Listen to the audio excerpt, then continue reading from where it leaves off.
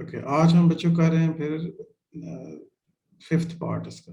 Yes, middle English literature Anglo Norman period 1066 to 1500 हम cover कर रहे हैं कि कौन सा लिटरेचर लिखा गया, एक सोशल और कल्चरल क्या बैकग्राउंड था, और इस पे हमने कुछ बात कर लिया। तो रिव्यू हमें लेना पड़ेगा क्योंकि तभी ये कनेक्ट हो पाएगा हमारा थॉट जो है। तो let's take a review. Full screen check कर लेते हैं कैसी है। Okay, beginning and end. उम्मीद है आपको बिल्कुल क्लियर हो चुका है कि नॉर्मन पीरियड कहाँ से स्टार्ट होता है, 1066 क्या है और 1476 क्या है। प्रिंटिंग प्रेस तक हम सफर कर रहे हैं।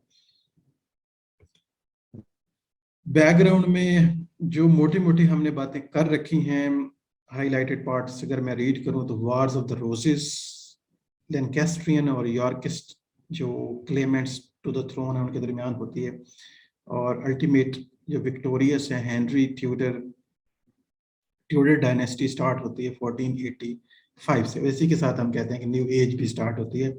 If we start the age with the monarchs, mostly आपको पता है मोनार्क्स के साथ किंग्स और क्वींस के नाम के साथ एजेस चलती हैं, उस एतबार से 1485 होगी। और हमने देखा कि इस फैमिली की में जो है डिफरेंट रिलेशनशिप्स, आप इसको रीड कर सकते हैं। फ्रेंच का इम्पैक्ट हमने उसके बाद स्टडी किया था कि उस पर क्या पड़ा, किस तरह ट्राईलिंगुअल हो गए लोग, एजुकेटेड लोग खास पर 3 जबानें बोलने लग गए, लैटिन, फ्रेंच और इंग्लिश। उसके बाद हमने समझा कि किस तरह से लंदन कैपिटल बना और ग्रेजुअली इंग्लिश का जो लंदन डायलेक्ट था वो एक प्रॉपर आरपी के तौर पे सामने आता है, और वो किस तरह से प्रिंटिंग प्रेस भी अपना रोल प्ले करेगी आगे, रेनेसां पीरियड में ही वो स्टैब्लिश होता है वो डायलेक्ट। उसके बाद हमने देखा कि न्यू काइंड ऑफ जो जॉनरा फेमस होता है इस एज के अंदर, that is a romance language. Sorry, romance language तो वो सारी थी, रोमांस है एज ए जॉनरा, और रोमांस वर्ड के हम डिफरेंट मीनिंग भी हमने देखे कि वो क्या क्या हो सकते हैं। एपिक ने लास्ट एज में हम देखते हैं कि डोमिनेट एपिक थी, फिर इस खास तौर पे नॉर्मन एज के अंदर जो है वो रोमांस डोमिनेट होती है, और वो क्या है वो हमने समझा as a genre. Famous romances की भी बात थोड़ी सी की, और उसके दरमियान हमने लैटिन हिस्टोरिया रेगम ब्रिटानिया को भी देखा, जेफरी ऑफ मनमौथ को। उसने एक वंडरफुल हिस्ट्री लिखी है, एक फैंटेसी क्रिएट की है, और यकीनन इसके कोई पॉलिटिकल रीजन भी हो सकता रहे हों। उसके बाद हमने समझा था कि मेडिवल इंस्टीट्यूशंस क्या हैं, कौन कौन से थे उस वक्त। फ्यूडलिज्म था उस टाइम पे, क्रूसेड्स चल रही थी एक साइड पे, चर्च डोमिनेट था और नाइट ने चाहिए थे, शिवलरी कोड एक आता है उसी पॉलिटिकल रीजन की वजह से, और चर्च की डोमिनेंस पे हमने थोड़ी सी बात की, और कि किस तरह से वो डिक्टेट कर रहे थे, कंट्रोल कर रहे थे, किस तरह से उन्होंने कुछ पॉजिटिव काम भी किए, जैसे स्कूल्स बनाए, पैटर्न किया लिटरेचर को, आल्दो वो लिमिटेड था सारा कुछ। ऐसा ऐसा फिर सेकुलर हुआ, लिटरेचर सेपरेट हुआ चर्च के होल्ड से। और हमने 3 बड़ी यूनिवर्सिटीज की बात की जिन्होंने मॉडर्न दुनिया में बहुत अहम रोल प्ले किया बाद में, बड़े राइटर और बड़ी थॉट प्रोड्यूस की है, जिनमें पेरिस की यूनिवर्सिटी ला सोबोन 1160 में बनी, ऑक्सफोर्ड बनी 1167, और ये सी जब लगा होता है तो इसका मतलब होता है एस्टिमेटेड डेट है, ये एग्जैक्टली नहीं पता हमें। और कैम्ब्रिज जो है वो 1209 में बनी, वो एग्जैक्ट डेट है उसकी। तो इनिशियली ये तीनों इंस्टीट्यूशन जो है वो चर्च ने कायम किया, और वो जो है उसका पर्पस था कि लोगों तक गॉस्पेल और जो गॉड का मैसेज है वो पहुंचाया जाए, और उसी या लोगों को ट्रेंड किया जाए, स्टूडेंट्स को पढ़ाया जाए, प्रीस्ट प्रिपेयर किए जाएं। लेकिन ग्रेजुअली जो है वो इंडिपेंडेंट सेकुलर आज में इंस्टीट्यूशन है। रोमांस जो है कि डोमिनेंट मिडिल एज जोन रहा है, इसको हमने थोड़ा सा देखा कि इसकी क्या वजह है, और सेकुलर रोमांसेस कैसे आस्ते आस्ते डेवलप होती हैं। और फर्स्ट एक अच्छी रोमांस को हमने जिक्र किया था, सर ऑर्फियो, जिस किस तरह से ग्रीक को उन्होंने जो मिथ्स थी मेटामॉर्फोसिस की उनको दोबारा से लिखा और उनको रोमांसेस में कन्वर्ट कर दिया।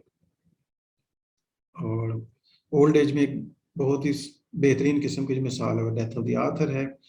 टॉमस मैलरी की जो बुक है ली मॉर्टेट यार्ड, वो हमने थोड़ी सी डिस्कस की और हमने ये भी देखा कि डेथ ऑफ द आर्थर और डेथ ऑफ द आर्थर ये अलग से एक ऐसे है रोलैंड बार्थ का जो फ्रेंच राइटर हैं, और ये स्ट्रक्चरलिस्ट और पोस्ट स्ट्रक्चरलिस्ट राइटर हैं, बहुत बाद में आएंगे। जब हम रोलैंड बार्थ तक पहुंचेंगे तो समझे हमारा लिटरेचर ही कवर हो चुका होगा उस वक्त सारा, वो हमारी डेस्टिनेशन है। और उसके बाद जो है विलियम कैक्सटन ने इसको प्रिंट किया था 1485 के अंदर, काफ़ी फेमस स्टोरी है। उम्मीद है इसको कोई प्रेजेंट करेगा तो फिर हमें और ज़्यादा पता चलेगा राउंड टेबल के बारे में, आथर की जो है डेथ कैसे होती है, राइटर ने उस पर ज़्यादा फोकस किया है इसके अंदर। ऑल्दो स्टोरी में तो स्टार्ट से ही लिया कि आथर कब पैदा हुआ, कैसे उसकी ट्रेनिंग हुई, कैसे वो बड़ा होता है, कैसे मर्लिन जो है उसकी हेल्प करता है, किंग बनता है, राउंड टेबल का मशवरा देता है इक्वालिटी जस्टिस प्रिवेल करने के लिए। लेकिन फिर उसका जो बेस्ट नाइट है वो उसके साथ बिट्रेल जो है उसके साथ होता है, अगर उसकी तरफ से देखें।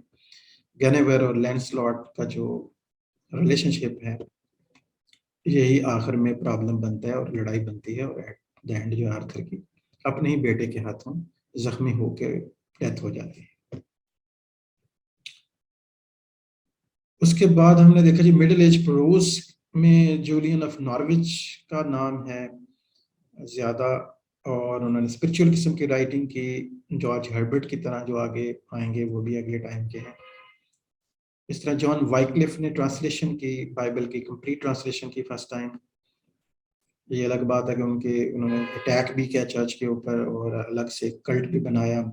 जॉन ट्रेविजा ने जो है एनसाइक्लोपीडिया और लैटिन वर्ल्ड हिस्ट्री को ट्रांसलेट किया। मैंडेवेल ने ट्रैवल्स लिखे।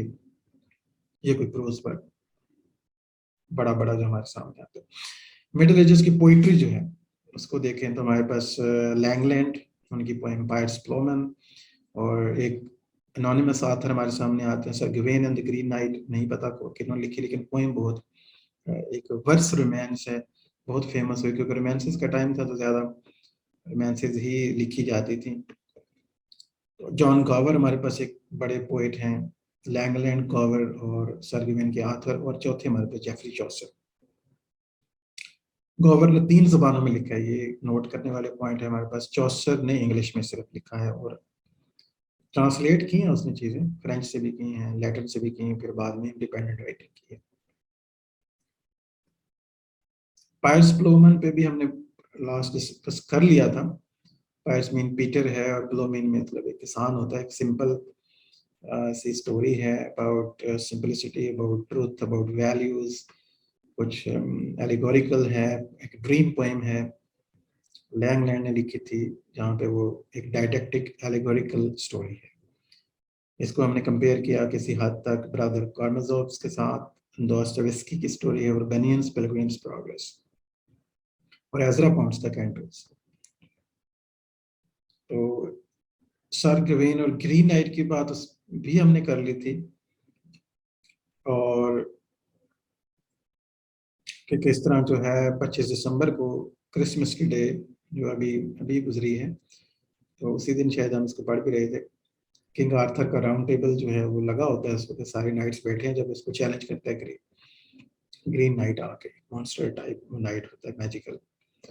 तो इसकी कुछ स्टोरी पर हमने बात कर ली थी, बाकी प्रेजेंटेशन में देखेंगे। ठीक है, जॉन गॉवर जो हैं इन इन पर शायद यहाँ से हमने आई थिंक स्टार्ट करना है। wrote his Marais de l'Homme, Mirror of Mankind, a long didactic poem in French in 1370।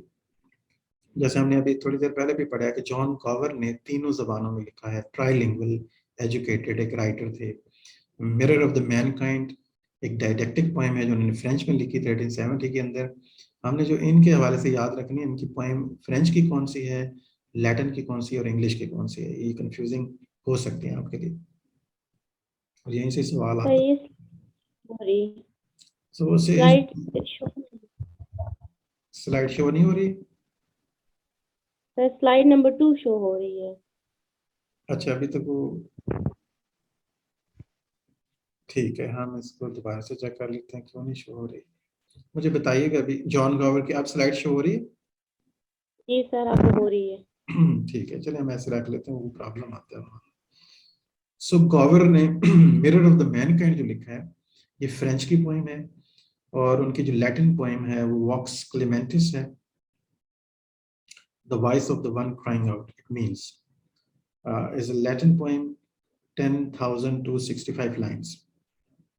एलिजिक couplets के अंदर लिखी गई है। फर्दर अगर आप डिटेल देखना चाहें तो इसको देख सकते हैं, वरना इतना ही काफ़ी है अगर उन्होंने लैटिन में लिखी थी और इसकी इतनी लाइन्स। इंग्लिश में जो उन्होंने वर्क लिखा है वो है Confessio Amantis, lovers confession, last poem completed in 1393। Chaucer submitted Troilus to him for correction. Chaucer के साथ काफ़ी फ्रेंडशिप थी, तो चौसर ने इनको ये पोएम भी दी थी। Caxton printed both poets in 1589, called them the first masters of the art of English poesy. तो ये है जो डाटा जो आपके सामने नजर आ रहा है, जो आपने याद रखना है। मोस्ट इम्पॉर्टेंट चीज़ें हमने उठाने की कोशिश की है कि वो ताकि पेपर के पैटर्न को फॉलो किया जाए, पेपर की नीड को। तो जेफरी चौसर हमारे नेक्स्ट पोइट हैं। He was born about 1342 in the London world city. London उस टाइम एक वर्ल्ड सिटी होता था उस जमाने में, 1342 की बात है। एक कला होता था पूरा। His father and the grandfather were wine merchants. इसकी थोड़ी बायोग्राफी में मिसरी जा रहे हैं कि the most important middle ages के एंड पे जो पोएट हमारे सामने आते हैं वो जेफरी चौसर है। वाइन मर्चेंट थे, but Geoffrey became a king's man, a professional royal servant, holding a series of the posts, including collector of the customs and the clerk or the clerk of king's works. तो ये administration में चले गए, जैसे हमारे administration में लोग जाते हैं। He was also a diplomat who traveled on the king's business, often to France, once to Spain, twice to Italy. तो डिफरेंट पोस्ट पे जो उन्होंने उनका एक्सपीरियंस था, इसका मतलब है पब्लिक सारे ये ऑफिसेस हैं, और डिप्लोमेट भी रहे, तो उनकी पब्लिक डीलिंग और लोगों से मिलना, बहुत सारे यूरोप का भी उन्होंने एक्सपीरियंस लिया। ये उनकी पोइट्री में आगे चल के आपको नजर आएगा कि गॉड्स प्लेंटी एक नजर आएगी। He lived in London and in Kent, surviving the Black Death। उस टाइम इनके टाइम पे एक इंसिडेंट भी हुआ था, ब्लैक डेथ यानी प्लेग जिसे कहते हैं, ताउन की बीमारी फैली थी। वो आगे चल के शेक्सपियर के टाइम पे दोबारा आएगी। पुराने वक्तों में वबाएं फैलती थी और वाइप आउट हो जाती थी मेजॉरिटी ऑफ पॉपुलेशन। तो वो हम देखते हैं आज साइंस ने इतनी डेवलपमेंट की है कि वबाओं से जो लड़ाई है बेहतर अंदाज में की जा रही है। फ्रेंच वार्स को उसने में सरवाइव किया है। द पेजेंट रिवोल्ट भी हुआ था मिडिल एजेस का। तो मिडिल एजेस के फ्रांस के साथ इनकी जो लड़ाई रही है वो भी हुई है, ब्लैक डेथ भी हुई, पेजेंट रिवोल्ट भी हुआ, मैग्ना कार्टा वाला इंसिडेंट भी हुआ। ये मेजर इवेंट्स भी चले हमारे ज़हन में रह सकते हैं। His first line show his command. It is the romance of the rose in which the art of the love I close. ये इनकी पहली लाइन है जी, इन्होंने लिखी थी। So he enjoys his chosen task, the translation of Le Roman de la Rose, the famous 13th century love encyclopedia, उसी से line ली गई है। It is the romance of the rose in which the art of love I close. उन्होंने translate किया था इस love encyclopedia को। तो शुरू में चौसर ने ट्रांसलेशन किए हैं, लैटिन वर्ड्स को किए हैं, फ्रेंच वर्ड को किए हैं, उसके बाद बाद में उन्होंने जेन्युइन राइटिंग स्टार्ट कर दी। तो अगर उनकी राइटिंग को देखा जाए, chronology of the Chaucer work, तो the first part of the Romance of the Rose आपके सामने आता है 1372 के अंदर। उसके बाद the Book of the Duchess, the House of Fame, the Parliament of the Fowls, Troilus and Criseyde, और Palamon and Arcite, the legend of the Good Woman and the Canterbury Tales. जिससे आप ज्यादा वाकिफ हैं वो prologue to the Canterbury tales, और syllabus में सिर्फ प्रोलॉग है, कैंटरबरी टेल्स भी नहीं पढ़ाई जाती। आप खुद से पढ़ सकते हैं, और हम कोशिश कर रहे हैं, जैसे कि टास्क हमने बांट लिया है कि छोटा सा इंट्रोडक्शन एक हो जाए, मेजर इन्फॉर्मेशन जो पेपर पॉइंट ऑफ व्यू से चीज़ों को बना के लाएं, तो उससे ये फायदा हो जाएगा कि चलिए हमें इन स्टोरीज के इनसाइड जाने का भी मौका मिलेगा। थोड़ा सा तारुफ मेरे पास भी है। The Book of the Duchess, the early poems are based on the French dream vision. ये बिल्कुल ड्रीम विजन जो फ्रेंच से ही मुतासिर होकर लिखे गए। पायर्स द प्लोमैन आपको पता है ड्रीम विजन था। ड्रीम पोएम्स अक्सर लिखी जाती थी कि ख्वाब आए और फिर ख्वाब में क्या कुछ हो। तो Book of the Duchess is based on the Guillaume de Machaut, जो है फ्रेंच, जो was a medieval French poet and the composer. ये उनके ऊपर बेस कर रही है, उनकी राइटिंग के ऊपर। He is generally regarded as the greatest and the most important composer and the poet of the 14th century। डे मार्शल जो है, डे मार्शल। He falls asleep during Ovid's story of the queen Alcyone, who dreamed that she sought her dead husband. King says. Chaucer wakes with a book in his hand, Ovid's Metamorphosis। तो जहाँ में हमारे पास खास बात है कि ओविड की Metamorphosis के हाथ में होती है, वो पढ़ रहा होता है, जो सवाल उस समय पूछा जा सकता है इसमें से। बाकी हमारे पास आता है जी House of Fame. The House of Fame is a 3-part vision, again a vision poem. In the dreaming poet find himself in a temple of Venus, its glass walls engraved with the story of Dido and Aeneas। तो ये सवाल भी important हो सकता है कि जब Venus के टेम्पल में वो जाता है हाउस ऑफ फेम में, जब गॉडेस ऑफ फेम से मिलता है बाद में, तो वहाँ पे जो पोएम इंस्क्राइब्ड होती है वो एनियड होती है। और खासतौर पे एनियड का वो पार्ट है जो डाइडो और एनियस के दरमियान है, क्वीन ऑफ कार्थेज जो है ना। The Parliament of the fowls, Chaucer's first work is a dream, his second work is a broken dream, his next the Parliament of the Fowls is a dream ending in puzzle। तो dream के work है सारे। The poet seeks to understand love, which is so books say has bewildering effects। The Parliament of Fowl में क्या है, poet क्या चाहता है कि वो अंडरस्टैंड करना चाहता है कि लव क्या चीज है। He has been reading Cicero's Scipio's Dream। Cicero की बुक इज द फर्स्ट पढ़ रहा है आथर जो है। Chaucer sleeps and dreams with Africanus, जो कैरेक्टर है उस बुक के अंदर, who takes him to the paradisal garden of the love, containing a dark temple of Venus। Out in the garden, तो वो ट्रांसपोर्ट है ओके, वो एक कैरेक्टर उसे एक गार्डन में ले जाता है, that's garden of love। Temple of Venus है again। Out in the garden, the goddess nature presides over the parliament of the birds। तो birds की पार्लियामेंट हो रही है, परिंदे इकट्ठे हैं और मिलके जो है वो दिन कौन सा है, this is Saint's Valentine's Day है, ठीक है, लवर्स डे है या पार्टनर चुनने का दिन है। तो हर परिंदा जो है अपना पार्टनर सिलेक्ट कर रहा है, तो ये वहां पे पहुंच जाता है, वो देखता है। When fowls birds chose their mates, 3 noble eagle seek the hand of a beautiful female, the formal। ठीक है, तो 3 जो है वो ईगल्स एक ही ब्यूटीफुल फॉर्मल को हासिल करना चाहते हैं, each protesting that he will die if she will not have him। So nature calls a halt and asks the farmer to decide। तो बाकियों का तो फैसला हो जाता है, लेकिन एक प्रॉब्लम बन गया कि 3 जो है वो सूटर हैं और एक है फॉर्मल है जिसने डिसाइड करना है कि वो किसके साथ जाएगी। The farmer uses here the words with which the king declared a bill presented by the parliament le rose efsera। तो ये फ्रेंच में उसने कहा था कि जब उसके सामने बिल प्रेजेंट हुआ तो उस जमाने की फेमस लाइन बनी थी, the king will think it over.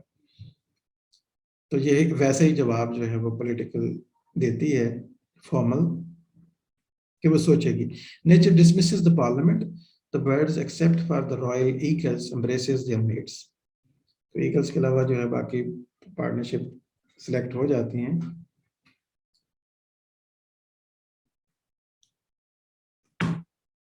Sorry, legend of the good women, बाकी इस पे थोड़ी और डिटेल जो है वो प्रेजेंट दे देंगे। तो prologue to the legend of the good women is Chaucer's last love vision। It opens in a May landscape full of flowers, the courtly May day love cult involved flowers, especially the daisy। फूल है, Daisy का फूल है, specially मे landscape है, मई जून के अंदर वहां बहार होती है। ये ज़हन में रखिएगा, लंदन के अंदर जो इंग्लैंड है वहां उस वक्त शदीद गर्मियां नहीं होती, हमारी तो मई जून में बुरा हाल होता है। The prologue is the most autobiographical of the Chaucer's vision, and his last charade in The Worship of Love, the Victorian loved it. Written in heroic couplet, unfinished work along with the Canterbury Tales, Legend of the Good Women, यानी दो ऐसे work हैं जो unfinished हैं. एक जो है ये Legend of the Good Women है और एक Canterbury Tales है. Cupid comes to dream and Chaucer is accused of defaming women. तो इसके पीछे रीजन क्या बनी थी इस पोएम को लिखने की, Legend of the Good Women. और इसके ड्रीम में क्यूपिड आता है. क्यूपिड जो गॉड ऑफ लव है. Written just after Troilus and Criseyde. Troilus and Criseyde में क्रीसीड को काफी क्रिटिसाइज किया, तो इन सेंस थोड़ा सा डीफेम कर दिया था फीमेल को, तो इसे अक्यूज करते हैं. तो ये चाहता है कि so he decided to write about the loyalty of women. तो रेड्रेस करना चाहता है उस अपने एक्शन को, तो वो लॉयल्टी ऑफ वुमेन को रखता है कि मैं इसके ऊपर अब एक पोएम लिखता हूँ. ट्रायलस एंड क्रीसीड के बाद आल तो लिखी गई थी कि हमने इसको उसके बाद लिया है. The poem set in the Troy in the 10th year of the siege. Troilus and Cressida आपको पता है ट्राय की स्टोरी है. ट्राय की स्टोरी से एक पार्ट लिया गया है. आखिरी 10th ईयर है सीज का जी, जब मुहासरा किया हुआ है ग्रीक्स ने ट्राय का, और अभी तक उसे कॉन्कर नहीं कर पा रहे. आखिरी साल चल रहा है और ट्रोजन हॉर्स की मदद से वो डिसीव करेंगे उनको. So in 8,239 lines in the 5 books, इतनी लाइनें और इसके 5 हिस्से हैं. Prince Troilus falls in love with Cressid, the widowed daughter of the seer Calchas, who has defected to the Greeks. So Pandorus brings together his niece Cressid and the prostrate Troilus. Their love is consummated with joy at Pandorus' house. तो Pandorus जो उनको अपने घर में इकट्ठा करता है, तो वो देखो lovers को. The Trojans agree to swap Cressid for the captured Antony. So Cressids alone among the Greeks strong accepted the protection of Diomedes. Troilus trusts her to return, and when her infidelity is proved, is killed. The sorrow is double. The tragedy has 4 books of the sorrow, 1 of joy. 5 ऐसे हैं जिनमें से 4 में complete tragedy है. The story had been developed in Boccaccio's Philostrata. तो Boccaccio की जो book है वहाँ से उठाई गई है किसी हद तक, और पीछे ग्रीक की वैसे भी मिथ्स मशहूर थी. The 5 books of the Troilus follow the revolution of the fortunes wheel. Sexual bliss is fleeting and temporary, less real than the eternal truths, and hence false. ऐसा कुछ मैसेज देने की कोशिश की है. Fortune wheel of the Fortune का जो तस्वर है ग्रीक का, उसी पे बेस उसको दोबारा से यानी थीम के तौर पे लिया गया. The blind pagan lovers are at the mercy of the events. The god of love makes Troilus false for Cressid as a punishment for laughing at love. तो ट्रायलस जो है लाफ करता है, मोहब्बत का मजाक उड़ाता है, तो गॉड को गुस्सा आ जाता है, तो वो उसको ये सजा के तौर पे उसको मोहब्बत में मुब्तला कर देता है क्रेसीड की, और फिर उनके साथ ट्रेजेडी होती है. But the reader can see the folly of love and the lovers punished by their passions. बाकी इस पे जो जिन्होंने प्रेजेंट करना है वो आपको और गाइड करेंगे. The Canterbury Tales, Chaucer's last work, Canterbury Tales, is totally his most popular. Today is most popular. Its opening, देखते हैं opening देखेंगे. When the April with his shower suit is the first line of the English verse that is widely known. बहुत ज़्यादा famous line है. Chaucer ने Canterbury Tales को लिखते हुए यानी prologue लिखते हुए start की थी. When the April with his shower suit is the first line. Wind is often taken as a starting point of English literature, modern English literature, especially. और ये start जो है आपको ये भी शो कर रहा है कि ये एक सेकुलर वे में स्टार्ट लिया गया. कोई इन्वोकेशन ऑफ द म्यूज नहीं, कोई जो है वो रिलीजियस स्टार्ट नहीं लिया गया, बल्कि नेचर को कॉल किया गया.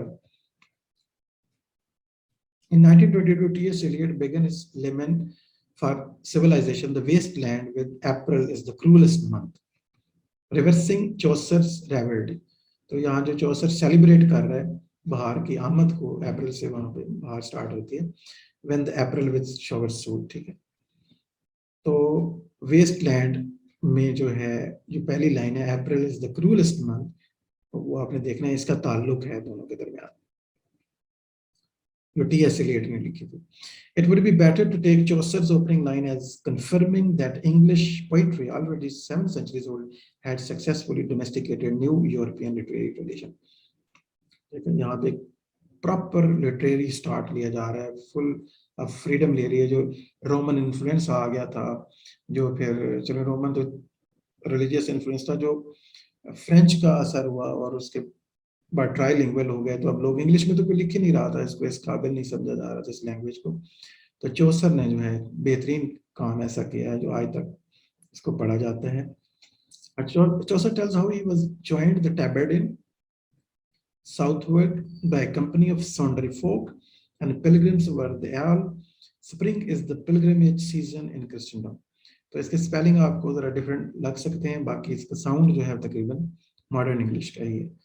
सन्ड्री फोक है, जैसे दे ऑल लिखने के बजाय ऑल के स्पेलिंग आपको ऐसे लगेंगे, क्योंकि बाद में स्पेलिंग फिक्स हो रहे थे जब डिक्शनरी पब्लिश की थी जॉनसन.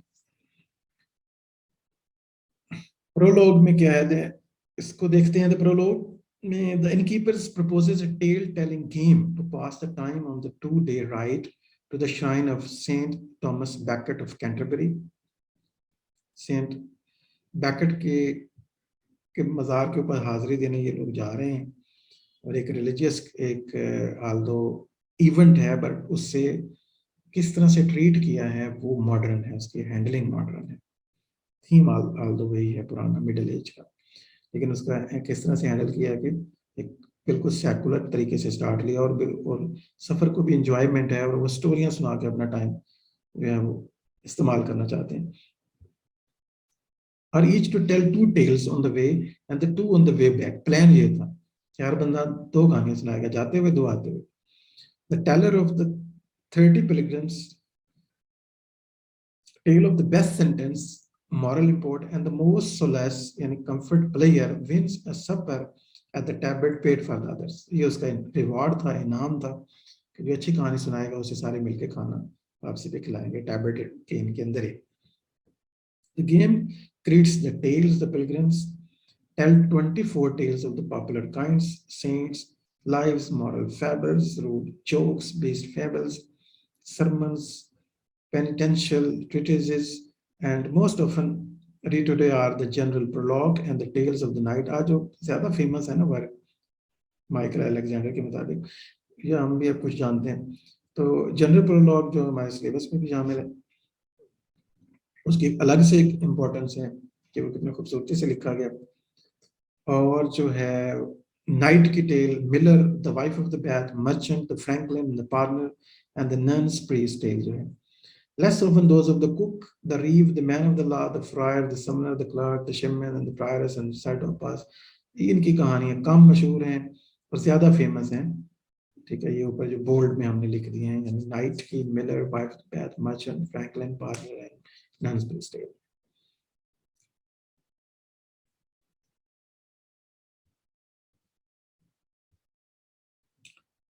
उसके बाद the pilgrims do not behave well, they banter and tease, interrupt and quarrel, and the night stops. तो ये देखें एक सेक्रेट जर्नी है तक, लेकिन उनका बिहेवियर आप देख सकते हैं. The banter and the tease, interrupt and the quarrel, and the night stops. The host attacking the partner. Some do not tell tales. ठीक है. Chaucer tells 2. कुछ तो कहानी सुनाते ही नहीं, और चौसर जो है वो 2 कहानी सुनाते हैं. Since the host halts in his first, the role of the pilgrims is its color, chat and the variety is the miniature of the English society. हमें पूरी तरह वो नजर आती है. Chaucer's casual comments, usually innocent or sometimes deadly. He is an ironist, not a satirist. His comedy flickers between human sympathy and an absolute morality. His knight, parson, and the plowman are ideal. Defender of the faith, pastor word. His clerk of Oxford too is an ideal. तो अच्छे किरदारों में हमें night, person और Plowman और किसी हद तक क्लार्क ऑक्सफोर्ड नजर आते हैं. बाकियों पे वो काफी क्रिटिसाइज करता है, आयरनी यूज करता है, सटायर करता है. तो हम यहाँ थोड़ा सा ब्रेक करेंगे, इस पार्ट इसको दूसरे पार्ट में लेके जाएंगे. वजह ये है कि टाइम हमारा कोलैप्स होने वाला है. टॉकिंग अबाउट द प्रोलॉग, और आपके कैरेक्टर्स का सवाल भी था इसके ऊपर। द प्रोलॉग, शायद यहाँ हमें कुछ मालूमात और मिलेंगी। The pilgrims do not behave well, इस पर हमने भी बात की कि इंटरप्ट करते हैं, टीज करते हैं, उनका कोई रवैया ऐसा नहीं है कि वो एक सेक्रेट जर्नी कर रहे हैं, बल्कि बहुत ही नॉन सीरियस उनका एटीट्यूड है। और हमने देखा कि चौसर जो है वो 2 कहानियां सुनाता है।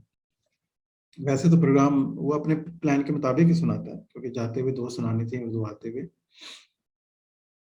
तो हमने आइडियल कैरेक्टर यहाँ पे कुछ देखे, जैसे knight parson ploughman and the clerk of the Oxford, student हैं ऑक्सफोर्ड में उस वक्त। Canterbury Tales. The first tale, The Knight, is a chivalric romance in which the princess Palamon and Arcite falls for the fair Emily. ठीक है, ये जो पहली कहानी है वो नाइट की है और वो एक रोमांस है, प्रॉपर एक शिवलरिक रोमांस है। और उसमें क्या है जी, जो 2 प्रिंस हैं, Palamon and आरसाइड, they fall in love with the lady Emily, whom they espy from their prison as she roams and sings in the garden below. तो वो जेल में बंद होते हैं जब किसी वजह से, तो गार्डन में एमिली को सिंग करते हुए, घूमते फिरते हुए देखते हैं। They escape and fight over her. A fight stopped by the Theseus, who ordains a tournament in which Emily's hand is the prize. तो फैसला ये होता है कि एमिली को उस मुकाबले से जीतना होगा। So before it, Arcite prays to the Mars for the victory, Palamon to the Venus for the Emily. तो दोनों अपने अपने दुआएं करते हैं। Emily to Diana not to marry, or if she must to wed him that most desireth me. तो Emily ये दुआ करती है डियाना को, आरसाइड प्रे करता है मार्स को फॉर द विक्ट्री, जो गॉड ऑफ वॉर है, Palamon to the Venus for the Emily, वो गॉडेस ऑफ लव को करता है पैलामन जो है। और एमिली डियाना को नॉट टू मैरी, और वो कहती है अगर मेरी शादी हो भी तो उसके साथ हो जो मुझे सबसे ज्यादा डिजायर करता है। When Arcite has won, Emily gives him a friendly look. His prayer has been answered. ठीक है, Arcite की prayer से. But Saturn sends an infernal fury. तो Saturn जो है उनकी इस बात पे खुश नहीं होता, so which makes Arcite's horse throw him in the moment of the triumph. So he dies in Emily's arms. तो ये ट्रेजेडी उसके साथ हो जाती है कि वो आरसाइड की जो है ना, जीतने के बावजूद एमिली को पाने के करीब होता है कि गॉड सैटर्न नाराज होके उसको फॉर्चून के व्हील को टर्न कर देता है, आपसे कह रहे हैं। So he dies in Emily's arms after years of the mourning, दुख मनाने के काफी साल वो फिर दुख मनाते हैं। Palamon and the Emily marry on Theseus advice, तो थेसियस उनको मशवरा देता है कि पैलामोन से तुम आप शादी कर लो, अब कोई तुम्हारे पास चारा नहीं है। So chivalry tries to mend the injustice of the world. इस तरह की कुछ कहानी है। ये रोमांस सुनाता है नाइट।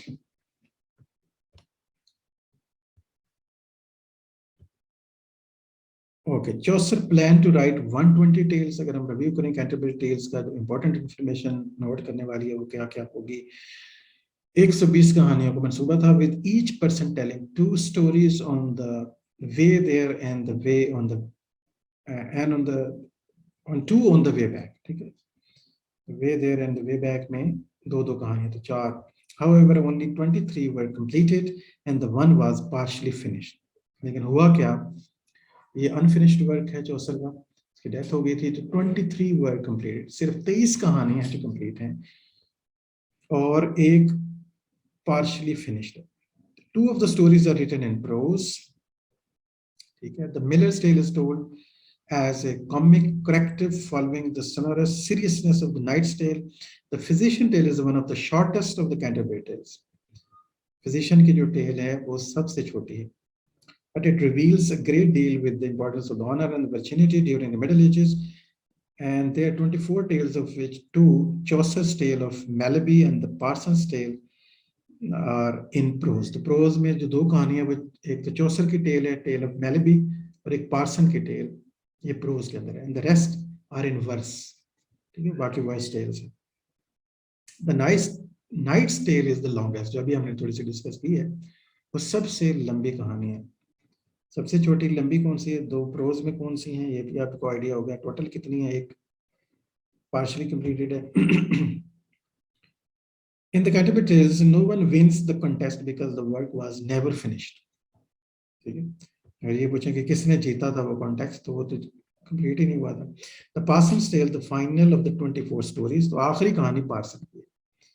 इन द कैंटरबरी, पहली नाइट की है, वो भी हमने डिस्कस कर ली. The tale is a lengthy prose sermon on the 7 deadly sins. तो पार्सन की टेल 7 डेडली सिंस के ऊपर एक सरमन, तो ये प्रोज कहानियों में आता है, हमने देखा.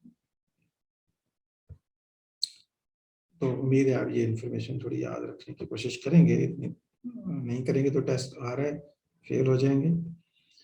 ड्रामा जो है वो लिखा गया जो मिडल एजेस में. ड्रामा तो ऐसा प्योर ड्रामा नहीं लिखा गया. मिस्ट्री प्लेज लिखे गए, मोरालिटी प्लेज लिखे गए. So English drama is Catholic in origin. English drama की बात की जा रही है, वैसे तो आपको पता है ग्रीक ड्रामा का ओरिजिन हमने पढ़ लिया.